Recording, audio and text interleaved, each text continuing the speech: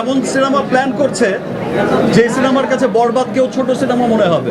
আমি কত নাম্বার নায়ক আমি সেই বিচার কখনো করিনি। গুলশান টু গুলিস্তান মানে সব শ্রেণীর মানুষ। গুলশান মিন্স আপার ক্লাস বোঝাতে চেয়েছে, আর গুলিস্তান মিন্স একটু সাধারণ মানুষকে বোঝাতে চেয়েছে, আমাদের মতো নর্মাল পিপলকে। একটা শ্রেণীকে তো মানুষ সাকিবিয়ান বলে ডাকে।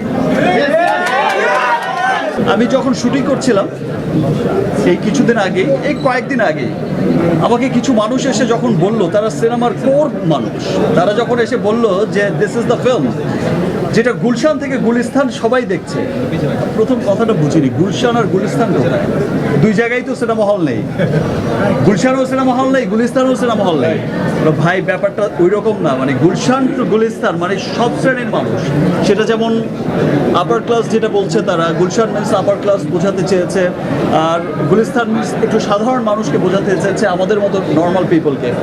সো বলছে যে গুলশান টু গুলিস্তান সর্বস্তরের মানুষ দেখছে, এবং যেই চিত্র আমি দেখেছি মাল্টিপ্লেক্সগুলোতে, যেই চিত্র আমি দেখেছি সিঙ্গেল স্ক্রিনগুলোতে, এই ভালোবাসা অব্যাহত থাকলে এবং যেই চিত্র আমরা দেখছি দেশের বাইরে যেখানেই যাচ্ছে সেখানেই কিন্তু বরবাদ জোয়ার বয়ে, মানে ভালোবাসায় সবাইকে বরবাদ করে দিচ্ছে। এই ভালোবাসা অব্যাহত থাকলে দেশ বিদেশের বাঙালিদের মধ্যে, বাংলাদেশিদের মধ্যে ইনশাল্লাহ আমরা এই 100 কোটির ক্লাব কোনো একদিন আমরা বলবো যে ভাই 1000 কোটিতে তো পৌঁছে গেছে ইনশাল্লাহ। এই যে বরবাদ প্রডিউসার অ্যান্ড ডিরেক্টর, এই টিম কিন্তু এখন এমন সিনেমা প্ল্যান করছে যে সিনেমার কাছে বরবাদ কেউ ছোট সিনেমা মনে হবে। আমি কত নাম্বার নায়ক আমি সেই বিচার কখনো করিনি। আমার জীবনের শুরু থেকে আজ পর্যন্ত আমি কখনো নাম্বার নিয়ে চিন্তিত না। আমি কাজ করে যাই আমার দেশের মানুষের জন্য, আমি কাজ করে যাই যারা আমাকে ভালোবাসে, মন থেকে ভালোবাসে, যারা আমার সব সময় আমার সুখে দুঃখে আমার পাশে সব সময় থাকে। ভালোবেসে একটা শ্রেণীকে তো মানুষ সাকিবিয়ান বলে ডাকে।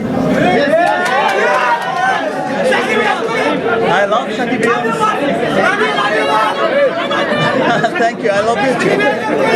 I love you too. I love you too. Inshallah.